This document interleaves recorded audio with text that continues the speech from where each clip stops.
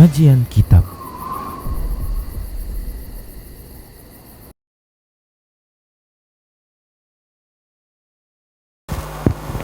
Bismillah. Assalamualaikum warahmatullahi wabarakatuh.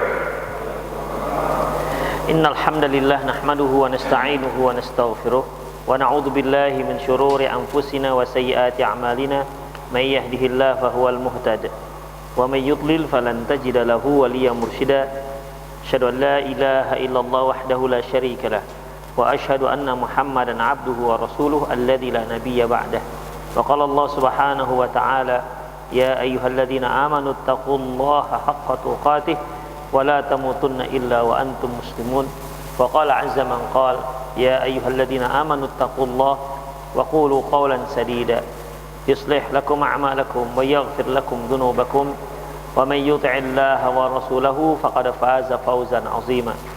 Ya ayyuhan nasu taqu rabbakumul ladzi khalaqakum min nafsin wahidah wa khalaqa minha zawjaha وبث منهما رجالا كثيرا ونساء واتقوا الله الذي تساءلون به والأرحام إن الله كان عليكم رقيبا.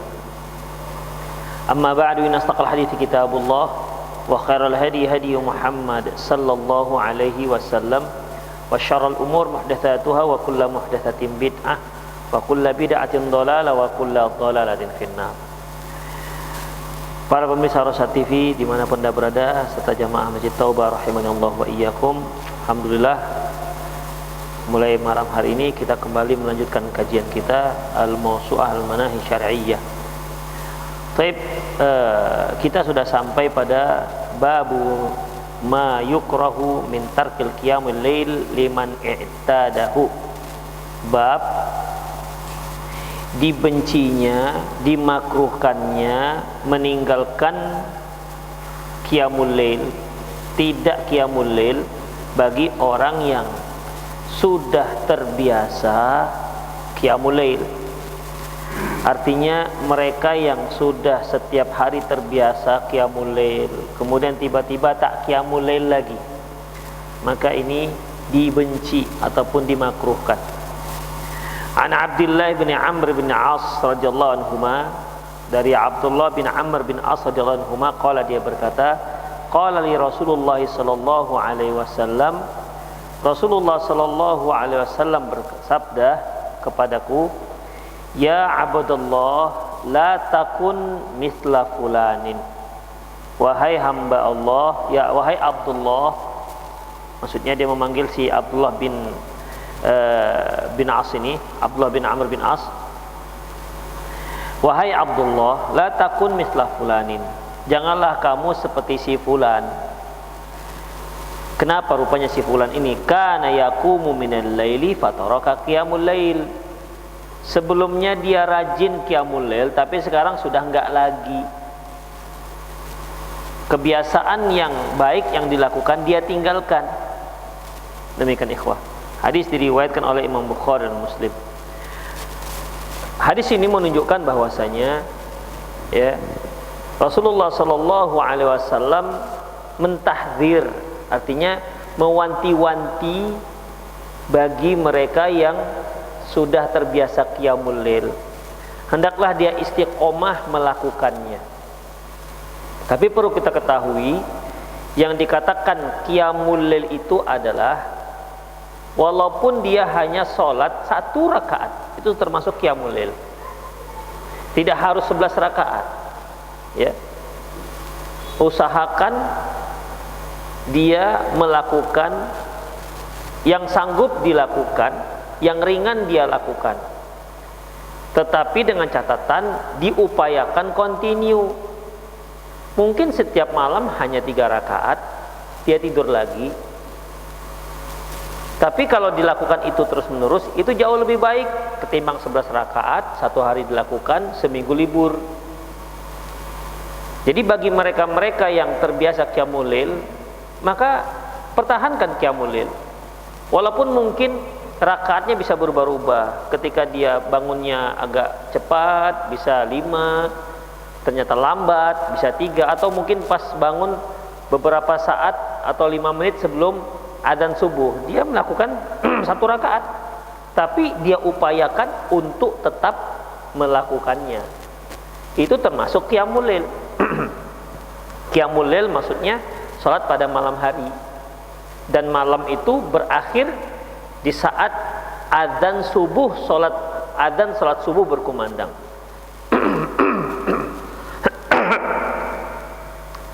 Dan di sini kita lihat bahasa Rasulullah, ya Abdullah, la takun misla fulanin.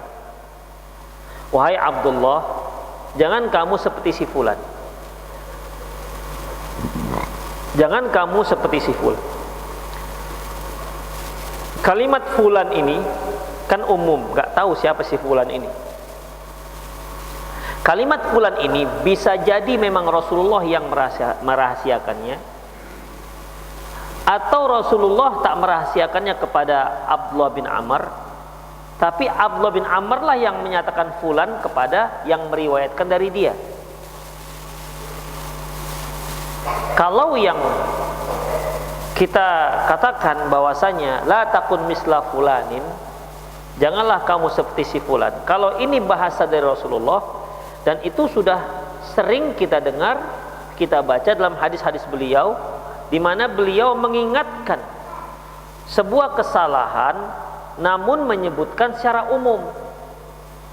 Mungkin para ikhwah masih ingat ketika ada 3 orang yang bertanya bagaimana ibadahnya Rasulullah sallallahu alaihi wasallam kepada ibunda kita Aisyah radhiyallahu anha. Lantas setelah mendengar bagaimana ibadahnya Rasulullah, 3 orang ini memiliki statement masing-masing. Yang satu mengatakan, wallahi innila aqumu wala anam, demi Allah aku akan salat tahajud semalam suntuk, tak tidur-tidur. Yang satu lagi mengatakan, wallahi innila asumu wala uftir, demi Allah aku akan terus berpuasa, tidak ada berbuka, tidak ada liburnya puasa tersebut, puasa wisol. Yang satu lagi, wallahi innila atazawajun nisa. Satu lagi mengatakan, demi Allah aku tidak akan mau menikah. 3 bahasa ini, 3 kalimat ini yang bersumber dari 3 orang, ya, didengar oleh Aisyah dan disampaikan kepada Rasulullah sallallahu alaihi wasallam.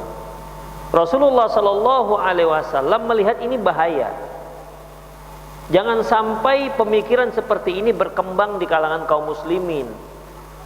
Akhirnya akan jatuh kepada bid'ah. Makanya, ya, pada dasarnya Rasulullah tahu siapa 3 orang ini. Tapi ketika beliau naik ke mimbar dan mengingatkan akan 3 pemikiran seperti ini, ya, mengingatkan bukan hanya ke 3 orang, tapi ke seluruh kaum muslimin. Dan beliau menyebutkan, ya, menyebutkan orang-orang tersebut dengan kalimat mubham, nggak disebutkan identitasnya. Makanya beliau naik mimbar dan mengatakan, fama balu aqwamun yaquluna kadza wa kadza. Kok masih ada orang-orang yang mengatakan begini dan begitu? Sebutkan orang-orang, aqwam. Kok masih ada kaum yang mengatakan seperti ini dan seperti itu? Gak disebutkan, padahal Rasulullah tahu siapa 3 orang ini. Tapi permasalahannya kan intinya bukan masalah identitas, tapi masalah pemikiran. Pemikiran yang ini yang harus diberantas. Adapun orangnya mungkin bisa taubat. Itu kemungkinan pertama.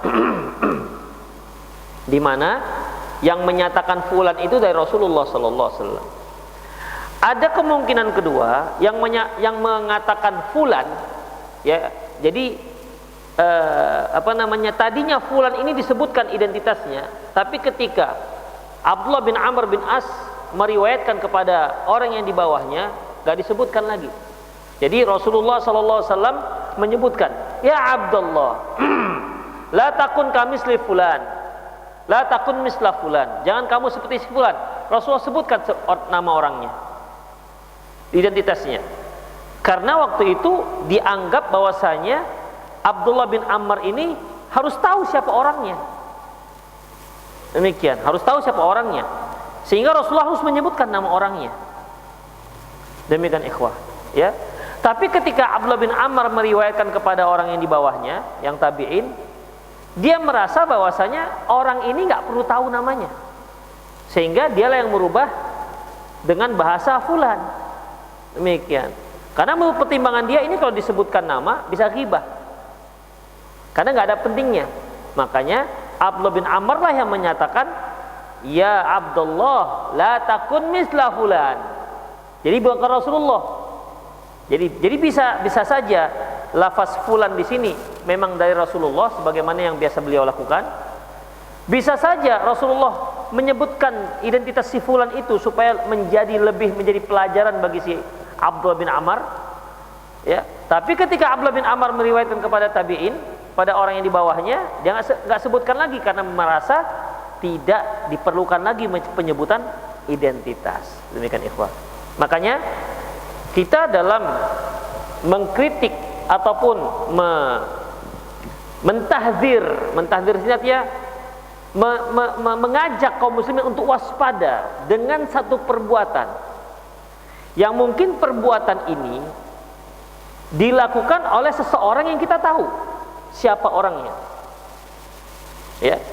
Namun yang terpenting bagi kita kan mengingatkan kaum muslimin akan perbuatannya, mengingatkan kaum muslimin akan keyakinannya. Ini keyakinan yang salah, ini perbuatan yang salah. Ada orangnya tak perlu disebutkan. Mengapa demikian ikhwah? Karena bisa jadi orang tersebut taubat. Ya. Coba kita sebutkan, hati-hati dengan amalan fulan amalan si fulan kita sebutkanlah namanya, yang begini dan begitu.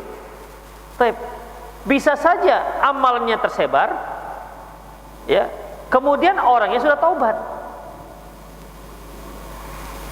Padahal kalau sudah taubat itu kan bisa memperbaiki diri. Tapi karena namanya yang disebut, maka walaupun dia taubat tetap saja akan menjadi aib. Demikian ikhwah rahimanallah wa iyyakum. Makanya dalam mengajak kaum muslimin untuk berhati-hati terhadap seseorang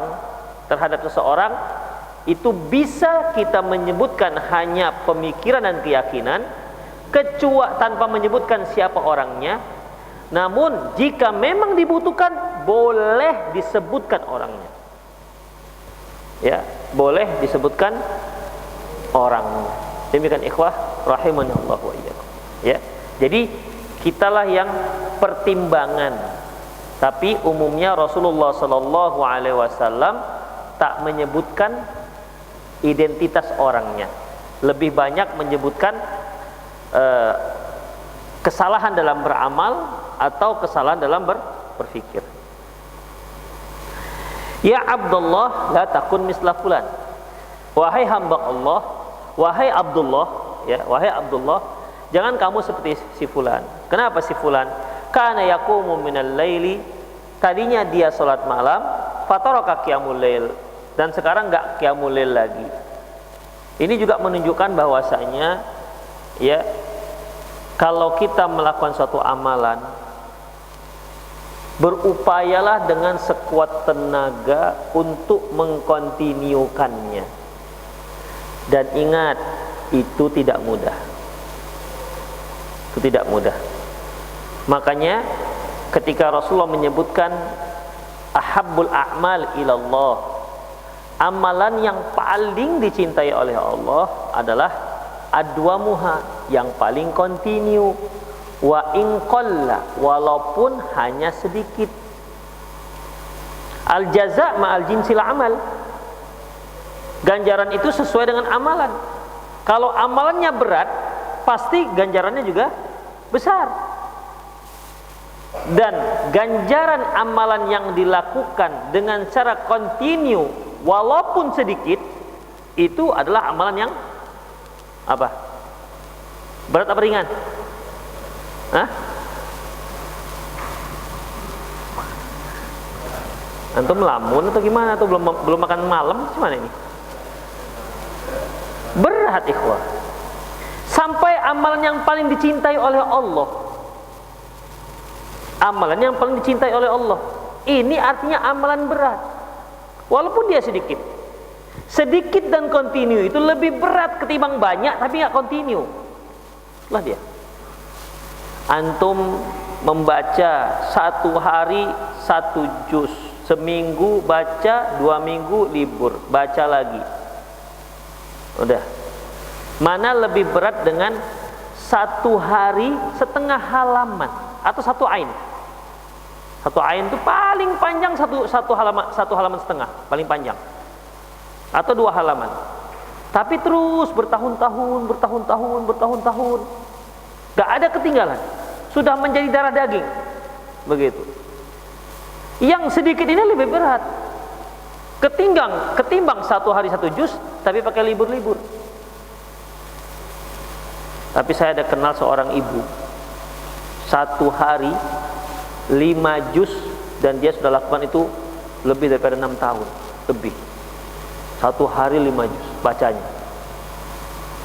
Bayangkan ikhwah, itu luar biasa itu perjuangannya.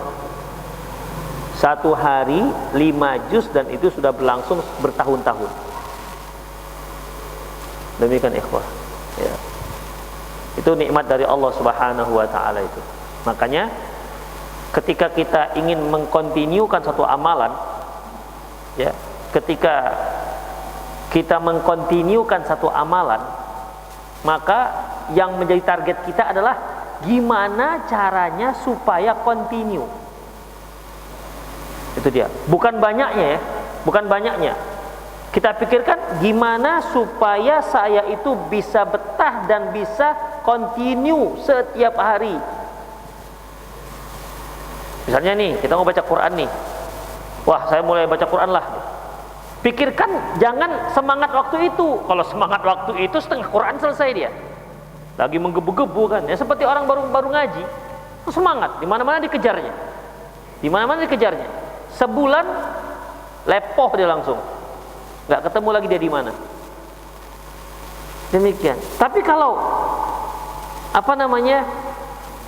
ketika kita memprogram untuk melakukan satu amalan, coba diprogram yang kira-kira targetnya itu ringan dan yang terpenting bisa continue, atau gimana caranya? Baca Quran misalnya, target adalah continue, ya. Gimana kira-kira? Antum buat 1 hari setengah halaman. Berapa setengah halaman? Berapa menit baca setengah halaman? Kira-kira? Hah? Bisa 5 menit? 5 menit ikhwah. Setengah halaman itu 5 menit, mungkin kurang.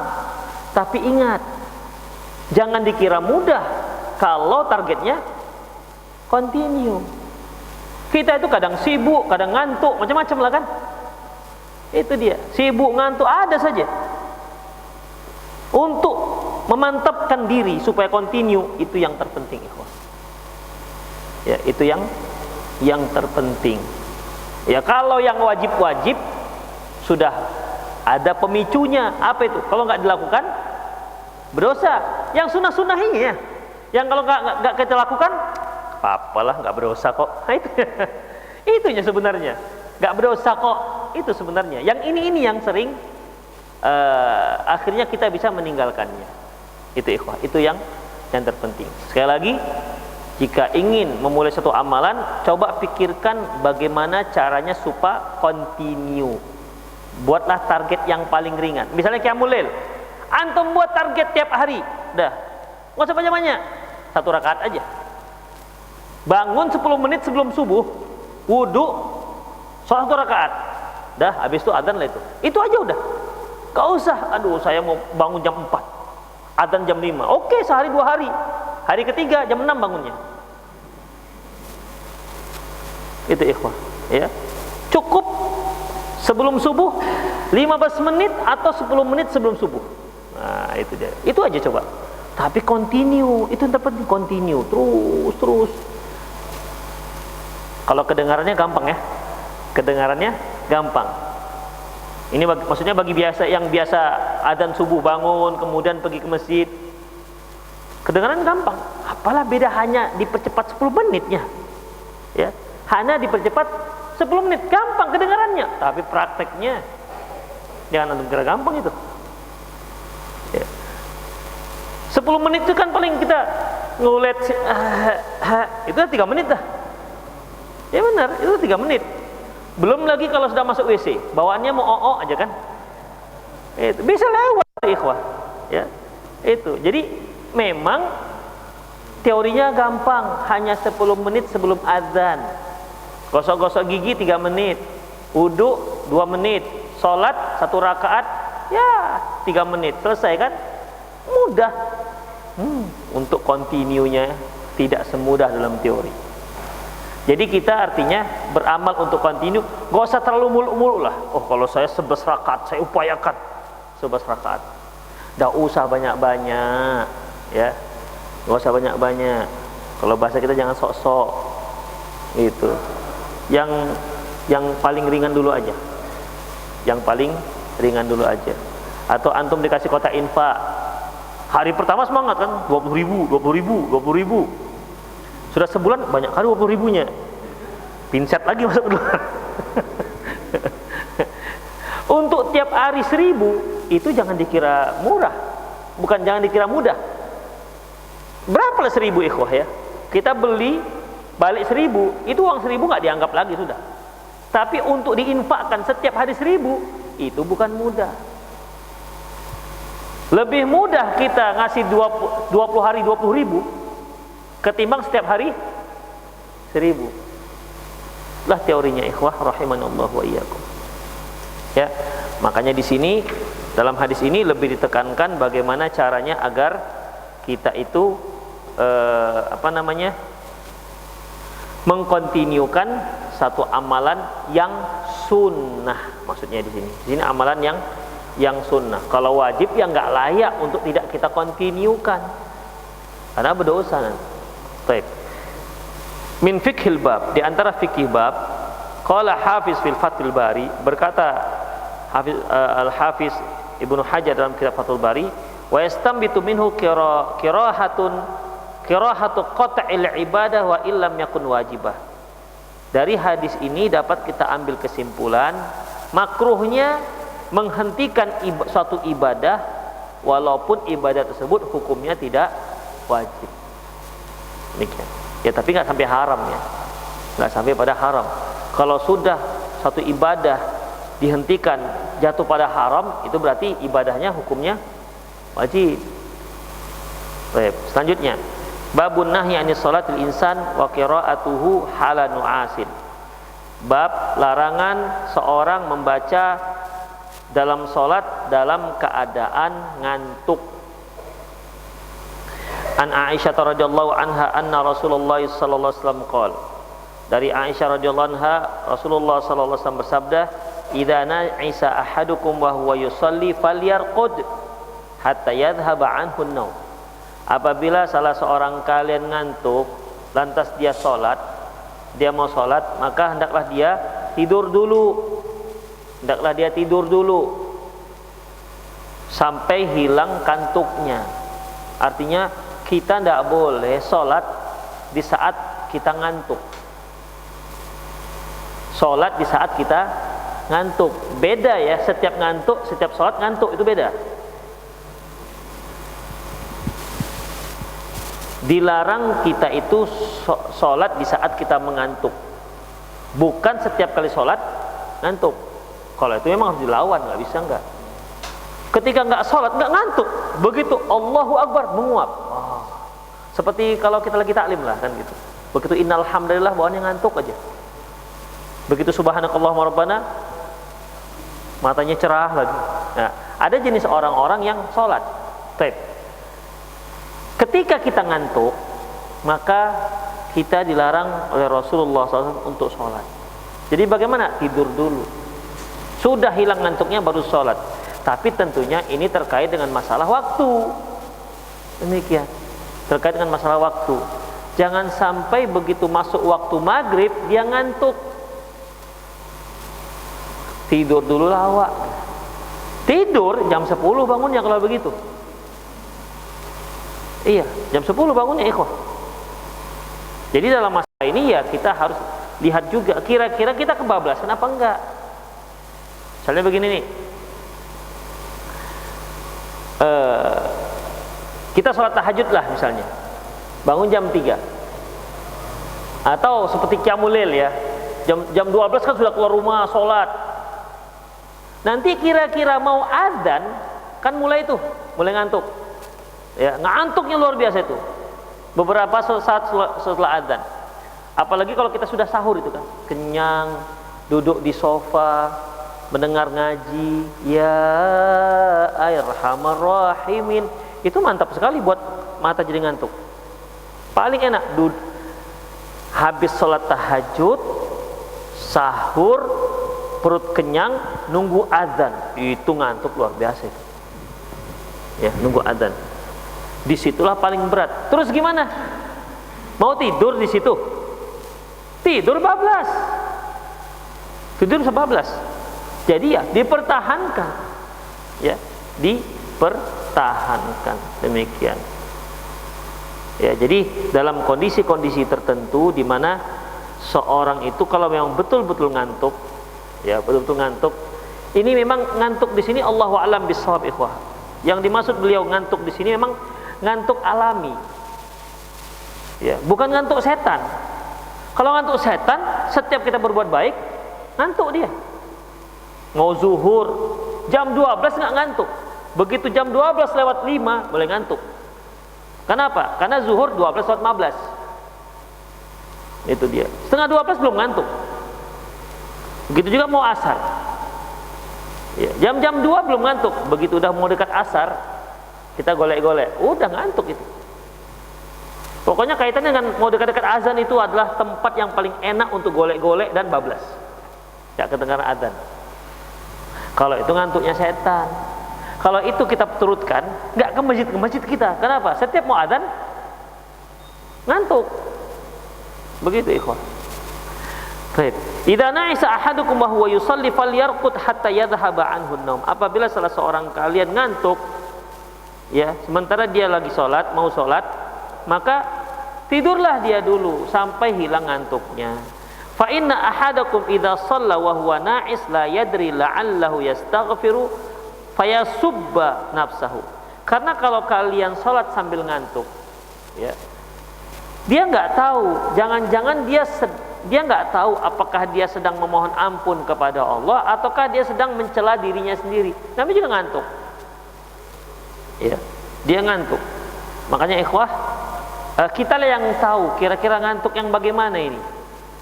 Ya, kita yang tahu yang kira-kira ini ngantuk yang bagaimana. Demikian. Jadi kalau memang ngantuk yang buat, kan ada ngantuk gitu ikhwah, kita ngantuk. Seperti antum ini kan udah mulai ngantuk nih, ya kan, udah mulai ngantuk.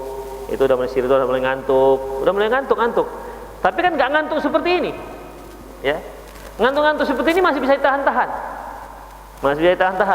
Kadang-kadang dibuka mata, kemudian tiba-tiba kecil lagi matanya, tahan lagi, besar lagi, kecil lagi, begitu. Ngantuk bisa ditahan. Artinya kita itu masih bisa berinteraksi, masih bisa memahami, begitu. Tapi ngantuk yang dimaksud sini Allahu a'lam bishawab, memang ngantuk yang sudah nggak bisa ditahan. Ya, ngantuk yang nggak bisa ditahan. Dimana kalau kita sholat, bisa-bisa kita nggak tahu apa yang mau kita baca. Demikian ikhwah, rahimanallahu wa iyyakum. Karena kalau sudah betul-betul ngantuk ikhwah, bisa kita berdiri, tapi tiba-tiba blank. Saya pernah ngisi pengajian, saking ngantuknya sempat blank. Ini lagi ngisi kajian nih, was, tiba-tiba blank, terkejut lagi. Gitu. Bisa begitu, kalau saking capeknya, ya, bisa seperti itu.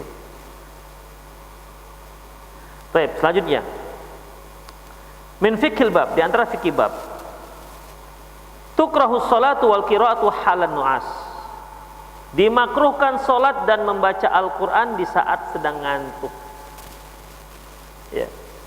Saya kira kalau baca Quran saat sedang ngantuk nggak terlihat lagi bacaannya kan? Udah nyatu antara lam dengan ain dengan ro. Karena sudah sangat ngantuk.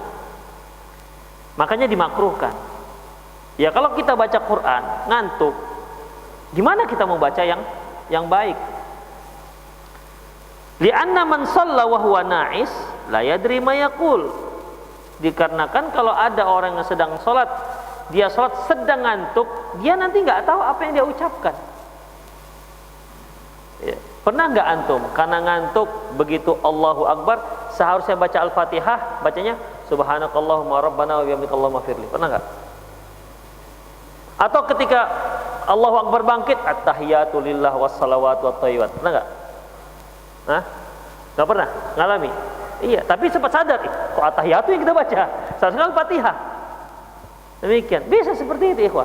Itu yang disebut dengan dia enggak tahu nanti apa yang dia baca.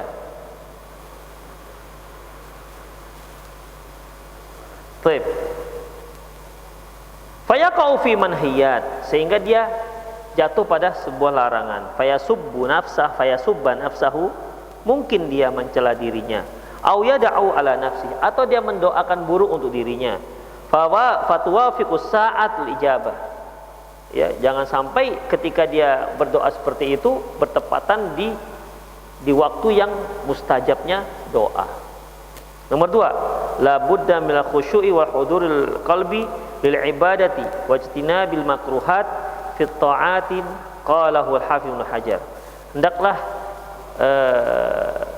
kita harus khusyuk dan konsentrasikan hati di saat kita melakukan ibadah, dan menjauhkan apa saja yang dibenci di saat kita melakukan kegiatan-kegiatan ketaatan.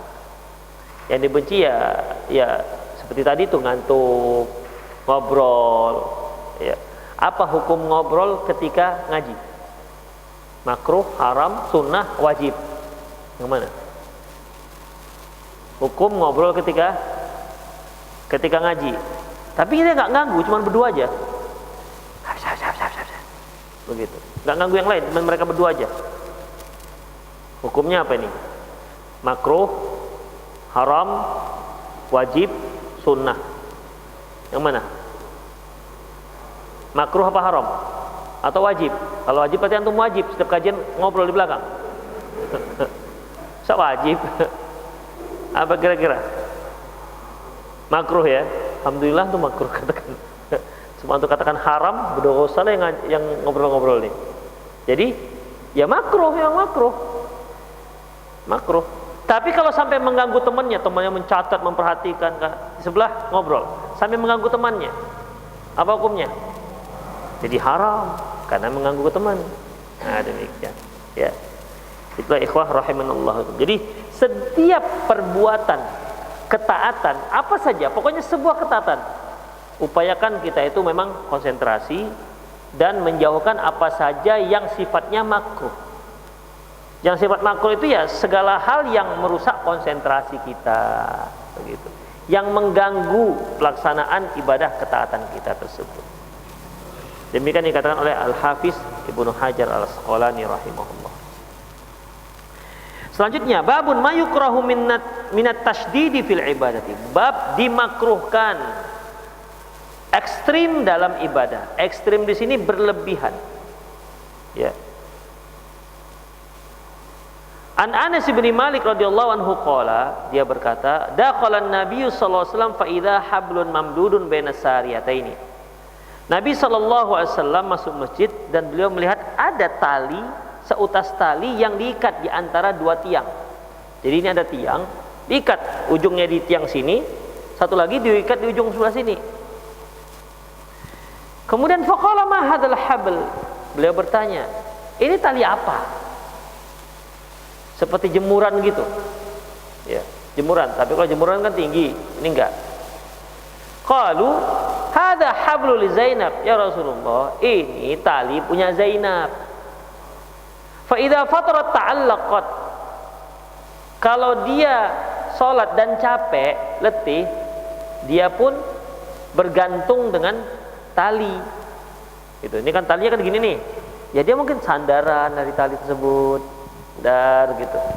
Supaya enggak jatuh. Ya mungkin gimana lah caranya supaya sandaran bisa jadikan sebagai sandaran dia itu tali. Kata Rasulullah SAW, la haluhu. Kata Rasulullah, enggak boleh. Lepaskan tali. Liyusalli ahadukum nasyatuh. Hendaklah kalian tuh kalau sholat di saat kalian memang dalam keadaan yang semangat, bukan dalam keadaan lemes, bukan dalam keadaan ngantuk. Fa idza fatara falyarqud. Kalau dia capek, duduk. Jadi nggak usah pakai tali. Ya. Jadi jangan ada berinisiatif tali dari atas gitu kan. Jadi begitu sholat pegang dia. atau ke leher lah jadi gitu. Demikian. Ya tidak usah. Kalau memang dah capek, susah mau berdiri, duduk silakan. Tidak apa-apa, silakan duduk. Demikian. Baik, kalau dalam sholat apapun. Kadang-kadang kan kita mungkin kurang sehat, sholat di masjid, basi Al-Fatihah imam udah mulailah agak kita mulai mual-mual, gitu kan?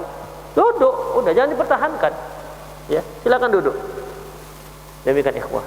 Ya kalau kita lihat kadang-kadang ada yang kok tiba-tiba dia tumbang, itu karena dia terlalu mempertahankan. Kita kalau mau tumbang itu kan ada mukaddimahnya kan? Apa tiba-tiba tuh tumbang itu aja kan? Enggak, pasti ada mukaddimahnya. Kita mulai rasa lah, kita mulai keringat dingin gitu kan? Siapa yang pernah tumbang? Kita merasa kurang sehat, itu biasanya entah keringat dingin lah, udah mulai kunang-kunang lah, perut rasa macam melilit lah, itu biasanya ada mukaddimahnya.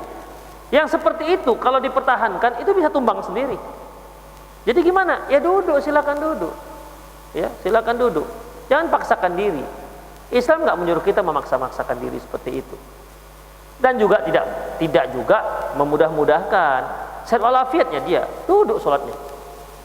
Ya nggak boleh juga. Jadi kalau memang nggak sanggup silakan duduk. Itu lebih besar maslahatnya. Nanti kalau dia pertahankan, tumbang tiba-tiba. Ya kalau tumbangnya tumbang bagus, kalau tumbangnya seperti batang pisang itu gedung, kepalanya duluan, gimana? Kan malah lebih bermudarat. Demikian ikhwah. Yang sholat pun akhirnya, ku bantu nggak ya? Ku bantu aku sholat, gitu. Demikian. Ya apalagi kalau kita sedang sholat tarawih gitu kan, yang bacaan yang panjang. Tapi umumnya orang yang datang untuk sholat tarawih itu secara mental dia sudah siap untuk mengikuti bacaan yang panjang. Beda dengan sholat wajib. Sholat wajib kita nggak siap untuk bacaan terlalu panjang. Sholat maghrib misalnya dibaca Al-Waqiah, itu nggak siap kita, nggak siap. Ya. Kita mental kita siap sholat maghrib itu Arital Ladzi, gitu-gitulah yang mudah-mudah, yang pendek-pendek. Begitu baca surat Al-Waqiah, paling yang image kita paling 443 ayat, setengah halaman. Tapi kalau sampai akhir mulailah itu. Ini sholat maghrib apa sholat tarawih ya? Gitu mikirnya. Jangan-jangan salah saya ini. Itu. Jadi sebenarnya ikhwah, mental kita itu bisa seperti itu mengikuti. Makanya Rasulullah katakan untuk sholat yang biasa, idza shalla ahadukum falyukhaffif, apabila salah seorang kalian sholat, idza amma ahadukum falyukhaffif, apabila salah seorang kalian sholat maka ringankan. Fa inna fihi mudha'if was-shaghir wal kabir wal marid. Karena jamaah itu ada orang tua, ada anak-anak, ada orang tua, ada anak-anak, ada yang lemah dan ada yang sakit. Itu dia. Tapi kalau sholat tarawih, kalau dia orang tua merasa nggak sanggup, dia nggak akan datang. Maksudnya sholat tarawih yang memang rencananya akan panjang seperti yang diadakan Kosat TV mulai jam berapa kemarin itu? Jam 1 ya. Mulai jam 1 sampai jam 4. Nah itu. Ya kalau memang mereka merasa sakit, nggak akan mau datang. Kenapa? Goyang ini. Seperti itu. Iya, goyang. Biasanya mereka yang sudah siap untuk itu. Kalau ini nggak apa-apa. Jadi nggak bisa antum protes itu. Ustaz, kok panjang kali Ustaz? Rasulullah bersabda, idza am ahadukum falyukhaffif. Kalau salah seorang kalian mengimami maka ringankan. Ustaz, dari jam 1 sampai jam 4 sholat panjang kali Ustaz. Sesuai dengan sunnah Rasulullah SAW. Ente nggak usah datang kalau nggak sanggup. Ini sudah memang dipersiapkan untuk itu. Demikian ikhwan. Ya, itulah dia. Jadi karena orang kalau nggak sholat nggak apa-apa, nggak ada masalah. Itulah ikhwan. Makanya Rasulullah katakan, la haluhu. Ini jangan seperti ini. Lepaskan talinya. Hendaklah kalian sholat dalam keadaan semangat, dalam keadaan memang cergas, dalam keadaan memang semangat, itu bukan ngantuk, ya. Dan kalau nggak sanggup, faida fator, kalau dia nggak sanggup atau sedang lemas atau sudah mulai loyo, silakan duduk. Ya, silakan dia sholat duduk. Min fiqhil bab qira'atu qiyamul lail kullah. Di antara fikih bab makruh hukumnya sholat malam satu malam suntuk. Li'annahu yusabbibul futur, karena itu bisa menyebabkan lemah. Ya, kalau orang sholat satu malam suntuk, kemudian pasti nanti akan berpengaruh kepada sholat subuhnya. Coba perhatikan ketika kita qiyamul lail, gimana ketika kita menunggu subuh dan ketika kita sholat subuh. Saya yakin harapan ketika orang qiyamul lail mulai dari jam 1, kemudian harapan yang sholat subuh, kira-kira antum waktu qiyamul lail dari jam 1 sampai jam 4, kira-kira harapan sholat subuhnya bacaan panjang apa pendek? Nah, pendek lah. Ya begitu, saya juga begitu. Harapannya supaya cepat istirahat kan. Tapi kalau dia terus seperti itu ikhwah, ya, maka li'annahu yusabbibul futur. Karena ya kalau sholat satu malam suntuk, mulai dari habis isya, sholat malam sampai subuh, itu bagaimanapun akan menyebabkan dia lemah. Termasuk lemah nanti dalam mencari kehidupan di siang hari. Oh, nggak tidur malam hari, ya. Kapan dia mau tidur? Walaqad yadurru bi sholati subuh. Bi sholati subhi. Terkadang berpengaruh pada salat subuh. Mungkin ketiduran salat subuh atau salat subuh udah mulai goyang-goyang. Itu ikhwah. Ya. Jadi jangan salat malam satu malam suntuk. Rasulullah saja nggak ada sholat satu malam suntuk. Bila sholat tidur, nanti sholat lagi begitu. Tetap ada tidurnya. Nomor 2, tasdidu fil ibadati yuaddi ilal malali ala fa'ilihi. Berlebihan dalam melakukan ibadah itu bisa menyebabkan orang itu lama-lama bosan. Kalau sudah bosan, fayanqati'u 'anil ibadati yataqarrabu biha ila Allah. Kalau sudah bosan, dia meninggalkan ibadah yang mendekatkan dia kepada Allah. Akhirnya nggak ibadah lagi. Ya, seperti yang kita katakan tadi, satu hari satu juz, misalnya bacanya, mungkin hanya bertahan seminggu. Setelah itu mungkin dia bosan, entah kapan lagi. Nah, begitu ikhwan. Nomor 3, man ittakhadha qiyamul lail kullahu dainuhu wa yataqarrabu ila Allah taala bi tarkin naumi faqad ibtada'a bid'atan dhalalatan. Barang siapa yang menjadikan kebiasaan dirinya untuk sholat satu malam suntuk dan dia jadikan itu sebagai pendekatan dirinya kepada Allah dengan tidak tidur. Jadi ikhwah, ada orang yang sholat satu malam, memang dia mau menegakkan sholat, mau melaksanakan sholat. Ada orang yang memang melaksanakan sholat satu malam suntuk dan tidak tidur, dia anggap sholat satu malam suntuk itu lebih baik ketimbang sholat dan tidur. Bedakan ikhwah. Dia meyakini bahwasanya sholat satu malam suntuk tanpa tidur itu lebih afdol ketimbang sholat yang diiringi dengan tidur. Barang siapa yang meyakini hal ini, dia telah jatuh pada bid'ah yang sesat. Karena Rasulullah itu sholat dan tidur. Yang dilakukan Rasulullah itu yang paling tepat.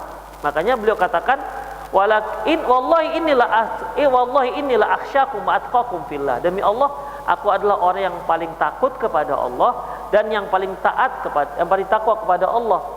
Apa kata beliau? Walakinni aku wa anam, tapi aku sholat tahajud dan aku juga tidur. Itu yang paling besar pahalanya, bukan yang tidak tidur. Makanya kalau ada yang meyakini sholat satu malam suntuk tanpa tidur itu yang paling afdol, maka dia telah jatuh pada bid'ah. Kama yudullu alai bi hadisin nafari salasa alladhi ja'u ila buyutin Nabi sallallahu alaihi wasallam, sebagaimana yang dijelaskan dalam hadis di mana ada 3 orang yang mendatangi rumah Nabi SAW dan mereka bertanya tentang ibadah Rasulullah Sallallahu Alaihi Wasallam, seperti yang kita katakan tadi. Baik, bab terakhir, bab tahrimi takhsisil lailatil jum'ati bi salatin min bainal layali. Bab haram hukumnya mengkhususkan malam Jumat dengan salat malam, ya, yang bukan dan tidak dilakukan di hari-hari lain. Begini ikhwah, kita kan sholat malam itu boleh kapan saja, malam Senin, malam Selasa, malam Rabu, malam Kamis, malam Jumat, silakan saja. Tetapi ketika ada seseorang yang meyakini sholat malam yang bagus itu pada malam Jumat, dan ini terlarang, nggak boleh, dan nggak bisa kita kait-kaitkan. Bukankah Jumat itu merupakan sayyidul ayyam, pemimpin dari 7 hari? Itulah waktu yang paling sakral, yang paling baik. Lantas kita kait-kaitkan dengan ibadah, nggak boleh. Jadi tidak boleh salat malam dengan keyakinan, salat malam pada malam Jumat dengan keyakinan itulah sunnah Rasulullah SAW, adanya keistimewaan atau adanya keafdoliahan, nggak dibolehkan.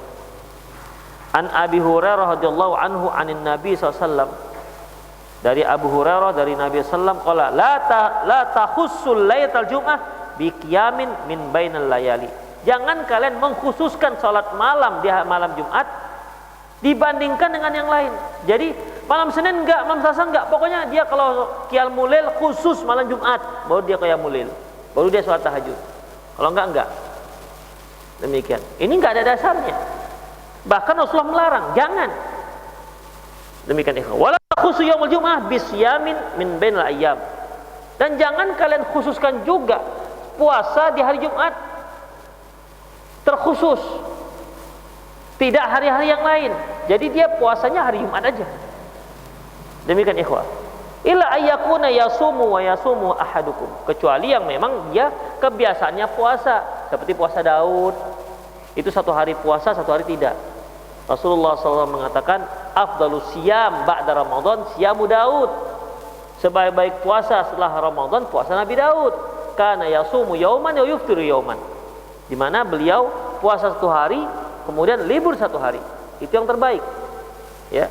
Adapun kalau dia melakukan puasa Nabi Daud, pasti dalam 2 minggu sekali akan mentok di hari Jumat. Pasti akan bertemu di hari Jumat 2 minggu sekali. Boleh nggak? Silahkan, boleh. Tapi kan dia puasanya bukan dikarenakan Jumatnya, tapi dikarenakan apa? Daudnya, nggak masalah. Seperti kalau kita puasa Arafah, bertepatan di hari Jumat, silahkan, boleh. Puasa Asyura bertepatan di hari Jumat, silahkan, nggak ada masalah. Tapi kalau kita khususkan sholat malam Jumat, puasa hari Jumat, ini bid'ah, nggak boleh. Makanya termasuk membaca surat-surat tertentu yang tak berdalil dikaitkan dengan hari Jumat. Termasuk ini ikhwah. Kan saya tanya, salat tahajud sunnah nggak? Sunnah. Bahkan sebaik-baik salat setelah salat fardu ya salat malam. Salat malam. Tapi ternyata kalau ada orang yang mengkhususkan salat malam hanya di malam Jumat, ternyata dilarang Rasulullah. La takhusu, jangan kalian khususkan.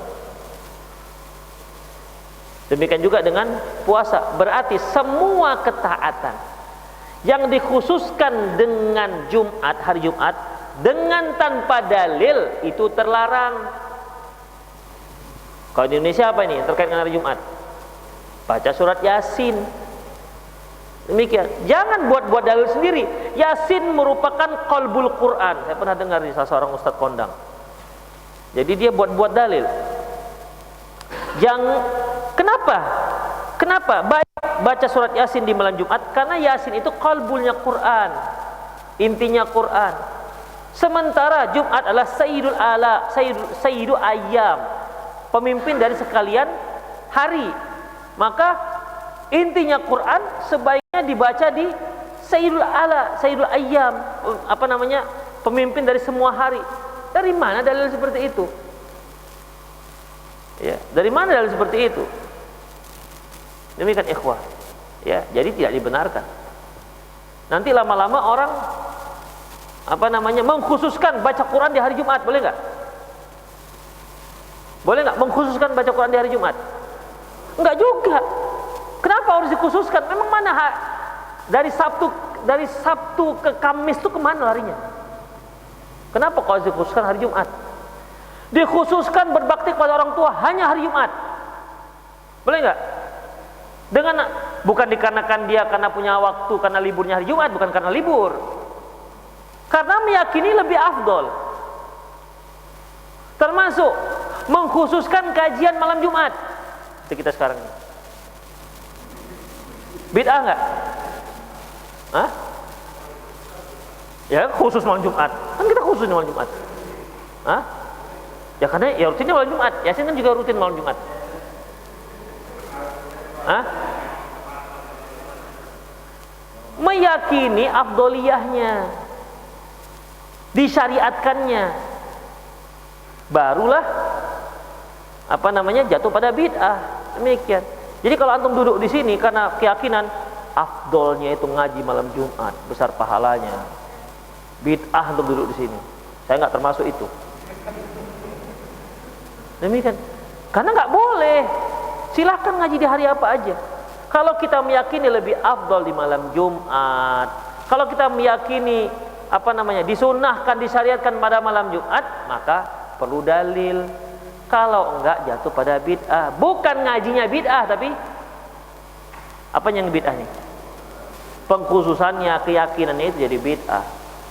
Demikian ya. Sama seperti baca Yasin di malam Jumat. Sama. Bukan berarti baca Yasinnya bid'ah, tapi pengkhususannya di malam Jumat itu bid'ah. Demikian.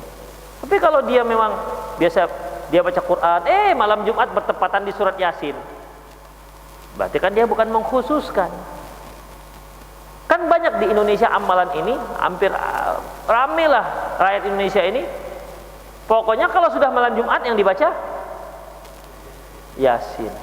Gak mau dia satu surat sebelumnya atau satu surat setelahnya, gak mau.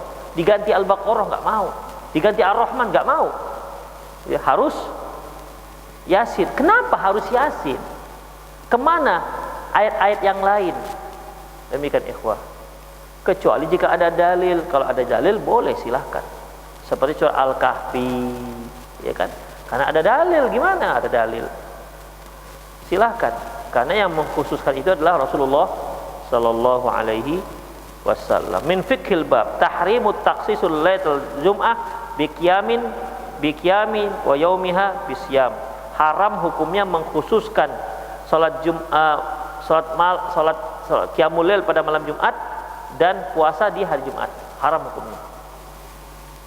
Al hadisu fi saddu lidara'i min ayyakhluqa min ayyalhaqa bid-dini ma laysa fihi. Hadis ini sebagai tindakan preventif, menutup celah jangan sampai ada yang bukan agama dimasukkan jadi agama. Wa yujibu tashabbuh bi ahli kitab fi takhsisi ba'dul ayyami bi tajarrudi min a'mali dunyawiyah diniyah dunyawiyah. Dan ini bisa menyerupai orang-orang ahlul kitab, di mana orang ahlul kitab itu mengkhususkan hari tertentu, di mana hari tertentu ini mereka lepaskan dari semua kegiatan duniawi. Walamma kana hadzal yaum zahirul fadlu, karena hari Jumat itu jelas keutamaannya. Hari Jumat itu jelas keutamaan ikhwan. Hari yang beda dengan hari yang lain. Seperti dalam sebuah hadis, Allah menciptakan Nabi Adam di hari Jumat. Allah tiupkan ruh dia dari Jumat. Allah masukkan Nabi Adam ke dalam surga di hari Jumat. Allah turunkan ke bumi di hari Jumat. Demikian ikhwan, banyak di hari Jumat. Dan Allah akan hancurkan dunia ini di hari Jumat. Demikian ikhwan, itu dari Jumat. Ya. Jadi hari Jumat itu hari yang istimewa. Karena hari Jumat ini memang hari yang istimewa, Sayyidul al-ayyam, pemimpinnya para hari, karena ila taksisihi bi ibadatin dunal ayyami qawiyan. Karena hari Jumat itu memang hari yang istimewa dibandingkan hari yang lain, maka dorongan untuk melakukan suatu amalan khusus itu sangat kuat. Betul kan? Ya. Dorongan untuk melakukan amalan khusus itu sangat kuat. Saya tanya, mana lebih bagus? Bersedekah di hari Jumat atau di hari yang lain? Kan muncul kan sedekah hari Jumat, banyak kan? Bagi yang mau mengamalkannya, mengistimewakannya, cari dalilnya. Kalau nggak ada dalilnya bisa bid'ah itu. Kenapa kok sedekah harus hari Jumat? Mengkhususkan hari Jumat. Jadi memang hari Jumat itu sakral, ikhwah, bagi kaum muslimin. Apalagi Jumat Kliwon, aduh, lebih sakral lagi. Udah Jumat tambah Kliwonnya. Demikian. Dari dulu Jumat itu memang hari yang sakral, yang istimewa dibandingkan hari-hari yang lain.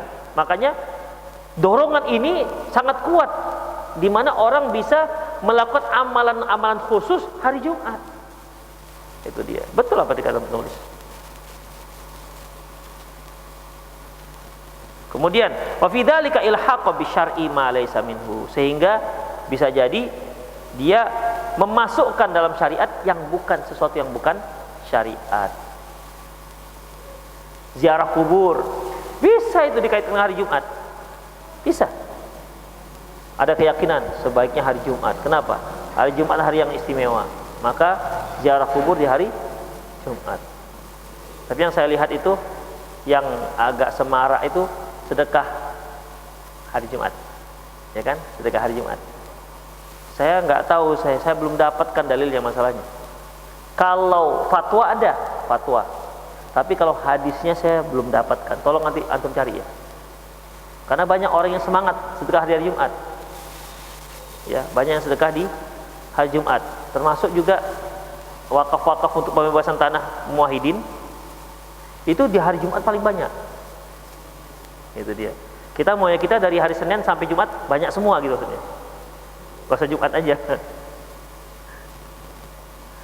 Demikian ikhwan rahimanallah wa iyyakum. Fahasama syari' al-hakim adz-dzari'ah wa saddaha bin nahi al-muqtada li tahrimi an siyami naharihi wa qiyamul lailatihi wallahu alam. Sehingga syariat menutup, ya, jangan sampai ada menutup celah terjadinya kebid'ahan, sehingga ditetapkanlah hukum yaitu dilarang.